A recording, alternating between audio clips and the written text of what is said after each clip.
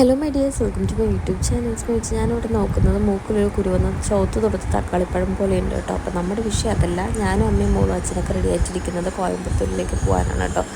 അവിടെ നമ്മുടെ റിലേറ്റീവ്സിൽ ഒരു കുട്ടി പ്രഗ്നൻ്റ് ആയിട്ടിരിക്കുന്നുണ്ട്. അപ്പോൾ അവർക്ക് പലഹാരം കൊണ്ടുപോവാണ് കേട്ടോ. ഞങ്ങൾ ഓട്ടോ കയറി നേരെ ആലത്തൂർ ഗോപിക സ്വീറ്റ്സിലേക്കാണ് പോകുന്നത്.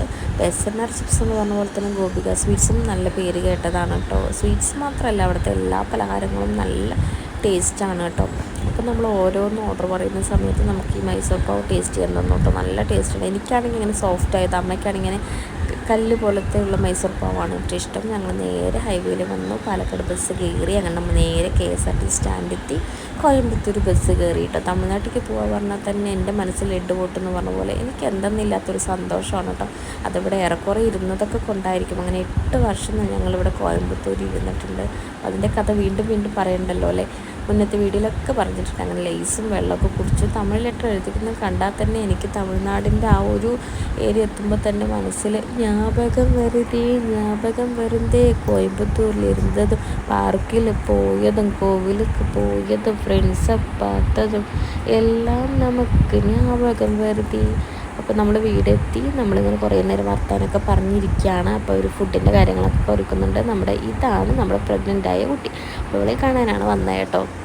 അങ്ങനെ ഞങ്ങളെല്ലാവരും കൂടെ കുറേ നേരം വർത്താനൊക്കെ പറഞ്ഞു. അപ്പോൾ അവരുടെ കുറേ ഗാർഡൻ, കുറേ പൂക്കളുടെ കളക്ഷൻസ് ഉണ്ടായിരുന്നു. അപ്പോൾ അതൊക്കെ നോക്കിക്കൊണ്ടിരുന്നു. അങ്ങനെ കണ്ടോ, ഈ ഏരിയ തന്നെ കണ്ടോ, കുറേ അധികം അടുത്തടുത്ത് തിങ്ങി ഞെരിഞ്ഞ് വീടും ബഹളവും കാര്യങ്ങളും പാർക്കും അതേപോലെ തന്നെ അമ്പലങ്ങളും തിക്കും തിരക്കായിട്ടുള്ള ഒരു ഏരിയ തന്നെയാണ് കേട്ടോ. എന്തുകൊണ്ടോ ഇവിടെ ഇരുന്നത് കൊണ്ടായിരിക്കും എനിക്ക് കൂടുതലൊരു അറ്റാച്ച്മെൻറ്റും ഒരു ഇഷ്ടമൊക്കെ കേട്ടോ.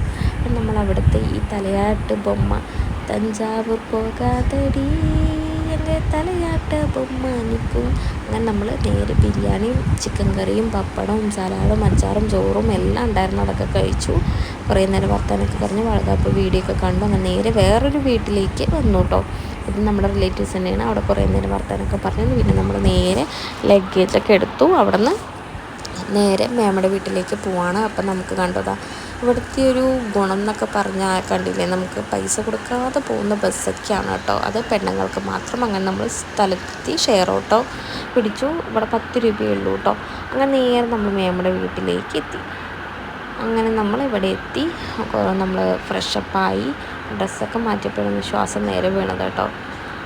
അങ്ങനെ നമ്മൾ നേരെ നൂലപ്പൊക്കെ കഴിച്ചു. അപ്പം ഇനി ബാക്കിയുള്ള കാര്യങ്ങളൊക്കെ അടുത്ത വീഡിയോയിൽ കാണാം. അപ്പം ഞാൻ കുറച്ച് ഫോട്ടോസ് ഇവിടെ ആഡ് ചെയ്യുന്നുണ്ട്. അപ്പോൾ ഇന്നത്തെ വീഡിയോ ഇത്രയുള്ളൂ. Bye, see U.